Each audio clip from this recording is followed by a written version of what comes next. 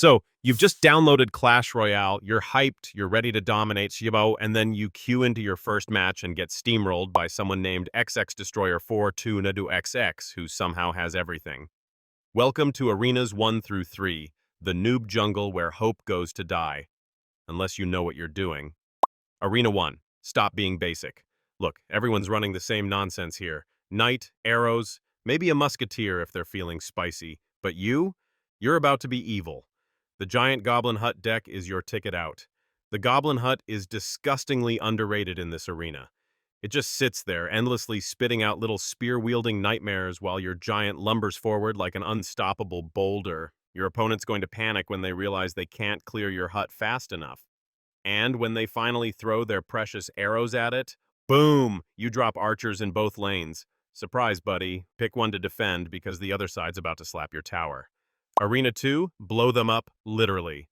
Congrats, you made it to Arena 2, where people start thinking they're tactical geniuses because they unlocked the mini PEKKA cute. This is where you whip out the giant bomber deck and teach them what pain looks like. The bomber is an absolute menace. It's like Clash Royale's version of a middle finger to every swarm card they just unlocked. Goblins? Deleted. Skeleton army? Gone. That smug musketeer they thought was safe behind a tank? Boom. And here's the dirty secret. Pair bomber with mini PEKKA on defense, and you'll stop any push dead in its tracks. Then turn it into a counter push that takes half their tower. You're not just playing, you're bullying. Arena 3, Fireball, Elo Respect. Now we're at Arena 3, where things start to get messy because people finally have barbarians, and they love barbarians. They'll drop them on everything. Enter your new best friend, Fireball. It's not just a spell, it's a statement.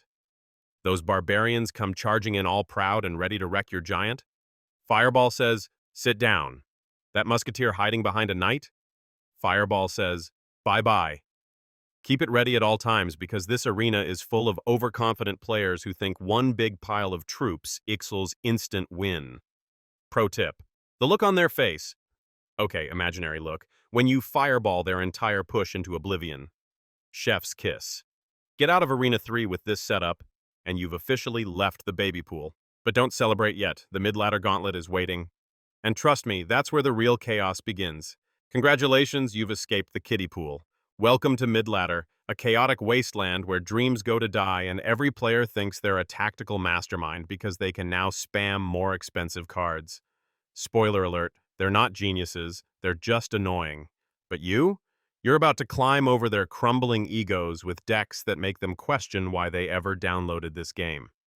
Arena 4, the Why Won't It Die deck. Say hello to the Knight Battle Ram deck. This thing turns you into a brick wall with spikes. The Inferno Tower is your new best friend. Slap it down and anything big coming your way melts faster than ice cream in the Sahara. Giants? Gone. P.E.K.K.A.s? Bye. Golems? Don't even try. And the best part? They can't reset it. No zap, no electro spirit, nothing. They'll rage as they watch their push disintegrate while you're sipping metaphorical tea. Meanwhile, your wizard roasts their swarm cards alive like he's at a backyard barbecue. You're not just defending, you're making them hate the game. Arena 5, bow down to the Hog King. Welcome to the era of Hog Rider Cycle, the deck that turns matches into high-speed robberies. Hog Rider isn't just a card, he's a one-man wrecking crew on a pig. Drop him and watch as he ignores everything to smash their tower like he's late for rent. Combine him with Zap, and you've basically got a delete their defense button. Inferno Tower trying to stop your hog? Zap says nah. Skeleton Army trying to block? Zap says adorable. Cycle cheap cards like Skeletons and Electro Spirit, and you'll be sending hog after hog so fast they'll swear you're cheating. By the time they defend one push, the next one's already at their doorstep. Arena 6, Double Trouble. Now we're getting mean. Hog plus Goblin Barrel, the first dual win condition deck you'll use and the last thing your opponents will want to see. The strategy? Pure psychological warfare. Bait out their spells with Fire Spirit or Skeleton Army, then, when you've lured out their Zap or Log, hit them with the Goblin Barrel. Or better yet, throw Hog and Barrel at the same time. Watch as they flail around helplessly trying to stop both while you casually destroy their tower. Pro tip, Keep your own Zap ready for their skeleton army because nothing feels better than wiping their last line of defense and hearing that sweet hog rider as the tower crumbles. Arena 7, the anti-everything deck. This is where the chaos hits peak insanity, and the Hog Trifecta deck is your survival kit. Guards and Valkyrie are your frontline heroes. They eat double Prince pushes for breakfast and shut down Royal Hogs like it's nothing. The Inferno Tower? Still here, still ruining everyone's day. Balloon Push? Melted. Royal Giant? Deleted. Three Musketeers? Say hello to Fireball. And when you've defended their desperate all-in push, you counterattack with Hog, fireball their defenders, and take their tower like it was never theirs to begin with. By the time the match ends, they'll be uninstalling Clash Royale and blaming bad teammates in a solo game. You've officially survived mid-ladder madness. But don't relax yet. What's coming next isn't chaos. It's precision warfare, and only the smart survive that. Congrats, you made it past mid-ladder. Which means you're about to enter the part of Clash Royale where people think they're high-skill players but still lose because they can't count Elixir. This is the moment where Clash Royale stops holding your hand. Every mistake? Punished. Every bad placement? Exposed. Welcome to the skill check. Arena 8, the Cycle Symphony. Enter 2.6 Hog Cycle, the deck that teaches you the brutal truth. If you can't think 2 steps ahead, you're done. This isn't a deck you play, it's a deck you conduct. Your Ice Golem tanks hits, your Cannon and Musketeer build an iron wall, and your Hog Rider Sabusam. He's the relentless drummer, pounding that tower over and over. You'll watch your opponent dump all their elixir on a big push, and you'll calmly kite their tank with an Ice Golem, defend with Musketeer, and still have a Hog on their tower before they realize they're broke. They'll call it cheap, you'll call it efficient. Arena 9, Troll Mode activated. Time to unleash Double Barrel Bait, otherwise known as the deck that makes people throw their phones. Your goal? Pure psychological torture. Dart Goblin at the bridge, Skeleton Barrel floating ominously toward their tower, Goblin Gang forcing out their log, and just when they finally relax, thinking they've got control, bam! Goblin Barrel lands on their tower. They'll spend the entire match frantically cycling their one spell, and you'll just keep baiting it out until they're screaming internally. The best part? Watching them use their log on a lone dart goblin, only to eat 600 damage from the barrel seconds later. Delicious. Arena 10, all gas, no brakes. This is Goblin Giant Double Prince, a deck so aggressive it should come with a warning label. Drop Goblin Giant at the bridge, stack both princes behind him, and watch their defense melt like butter on lava. Their mini PEKKA, deleted by the Dark Prince's splash. Their swarm troops, spear goblins clean them up. Their tower, gone in 15 seconds. It's not subtle, it's not fancy, it's brute force chaos. And honestly, it's beautiful. Arena 11, Mega Knight Mayhem. If Arena 10 was aggression, Arena 11 is just bullying. Mega Knight Double Barrel turns every match into a nightmare for your opponents. Mega Knight's spawn damage nukes entire pushes before they even start. Combine him with Skeleton Barrel and Goblin Barrel, and suddenly they can't defend anything. They'll save their one big counter for your Mega Knight, and then you hit them with a barrel on the other side. If there's one sound more satisfying than Mega Knight landing with a thud, it's the sound of your opponent's King Tower exploding while they're still trying to defend the first lane. Arena 12, the Toxic Genius deck. Welcome to 3.0 X-Bow Cycle, the deck everyone hates to face but secretly respects. X-Bow isn't about brute force, it's about brain damage, inflicted on them. Plant it down, watch them panic, and then defend it like your life depends on it. Tesla plus Knight equals impenetrable wall. Archers clean up everything else. And once you've got them on the back foot, you stop trying to connect with X-Bow entirely. You just fireball cycle their tower down while they helplessly try to break through. They'll call you toxic in chat. That's when you know you've won. Survive this gauntlet and you're no longer just another player. You're someone who understands the game's language. But the next stage? The meta monsters. The decks that dominate tournaments and crush dreams. Ready to meet the big boys? Welcome to the big leagues, where every player suddenly thinks they're a pro because they watched one competitive match on YouTube. This is where Clash Royale turns into a mind game of who can break the other person's sanity first. The good news? With these decks, you're the one doing the breaking. Arena 13, The Undead Freight Train. Say hello to Giant Graveyard, the deck that gives your opponents trust issues. Drop your giant in front, drop Graveyard on their tower, and suddenly they're forced to defend a hulking meat shield and a swarm of skeletons spawning under their feet. Watching them panic spam counters is like watching someone try to plug leaks on a sinking boat. They can't do it fast enough. And just when they think they've survived, arrows, snowball, everything they played, gone. Their tower? Gone too. You don't win games with Giant Graveyard. You humiliate people. Arena 14, the Seismic Hog. Next up, Hog Rider Earthquake Cycle, aka the Deck of Infinite Annoyance. It's cheap, it's relentless, and it doesn't care about your buildings. Tesla, cannon, furnace, doesn't matter. Earthquake erases them, and Hog Rider's already halfway to your tower by the time your opponent realizes their defense is dust. The best part? The look of hopelessness, again, imaginary, but you can feel it, when they finally realize you can cycle faster than they can defend. This isn't a match. It's a robbery in broad daylight. Arena 15, the classic that never dies. Log Bait, the deck that's been tilting players since the dawn of Clash Royale itself. It's elegant, it's evil, and it still works. Princess sniping from the bridge, Goblin Barrel raining down like an airstrike, Inferno Tower laughing at their Mega Knight.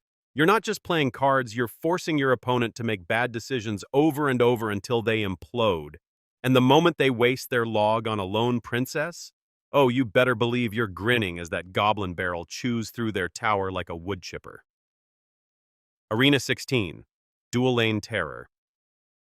Now it's time for P.E.K.K.A. Bridge spam, the deck that turns every game into a pick-your-poison scenario. You hit one lane with Bandit or Royal Ghost, they panic and overspend, and that's when you slam P.E.K.K.A. plus Battle Ram down the other lane. Congratulations, you've just given them two impossible problems at once. Watch as they try to split their defense, fail miserably, and rage quit after their towers vanish in under 30 seconds. You don't play P.E.K.K.A. Bridge spam to win, you play it to assert dominance. Arena 17, the Endless Stampede. Finally, Royal Hog's Earthquake Cycle, arguably the most tilt-inducing deck in the entire game. It's been top tier for years because it does everything. Archer Queen wipes entire pushes solo, Cannon and Royal Delivery defend for pennies, and your win condition? 4 squealing nightmares charging at their tower over and over and over, buildings, gone, counters, deleted. Their will to live? Non-existent. By double elixir, you're cycling Royal Hogs and Earthquake so fast that defending becomes physically impossible. This isn't Clash Royale anymore, it's psychological warfare and you're winning. Survive this tier, and you're no longer just climbing, you're dominating. But ahead of you lies the endgame, where matches are decided by razor-thin margins, one mistake ends careers, and only the ruthless survive. You've made it. The endgame. The land of sweaty tryhards, overpriced emotes, and people who take Clash Royale more seriously than their actual relationships. Every single match here feels like life or death, and with these decks, you're the executioner. Arena 18. Miner's Dirty Little Secret. Meet Little Prince Miner Rocket, the deck that will make your opponents consider uninstalling. The plan is simple. Defend for as little elixir as possible, chip away with Miner like an annoying mosquito, and then, bam! Drop a rocket on their tower when they're at 600 HP. They'll rage-type wow emotes as if that'll save them. Spoiler, it won't. The Little Prince adds insult to injury, picking off troops like a sharpshooter while they scramble to stop your miner. This deck doesn't win by overpowering, it wins by slowly draining your opponent's soul. Arena 19, the Brick Wall of Doom. Welcome to Splash Yard, also known as the deck that makes people cry in triple elixir. Ice Wizard, Tombstone, Baby Dragon, Tornado. Your defense is so airtight you could bottle it and sell it. They push? You defend flawlessly. They overcommit? You counter-push with Graveyard and watch their tower melt under an avalanche of skeletons. The worst part for them? You're never in a rush. You defend, you wait, and then you crush them when they're most desperate.